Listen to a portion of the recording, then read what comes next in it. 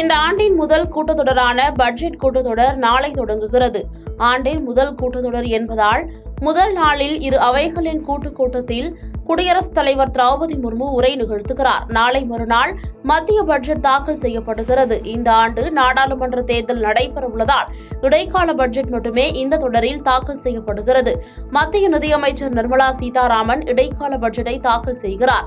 நாடாளுமன்ற பட்ஜெட் கூட்டத்தொடர் அடுத்த மாதம் 9ஆம் தேதி வரை நடைபெறுகிறது. இந்நிலையில் இந்த கூட்டத்தொடரை சுமூகமாக நடத்துவதற்கு எதிர்க்கட்சிகளின் ஒத்துழைப்பை பெறுவதற்காக நாடாளுமன்றத்தில் இன்று அனைத்து கட்சி தலைவர்கள் கூட்டத்திற்கு மத்திய அரசு ஏற்பாடு செய்துள்ளது.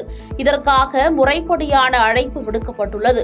இந்த கூட்டத்தில் நாடாளுமன்ற கட்சி தலைவர்கள் மற்றும் அவர்களது பிரதிநிதிகள் கலந்து கொள்வார்கள்.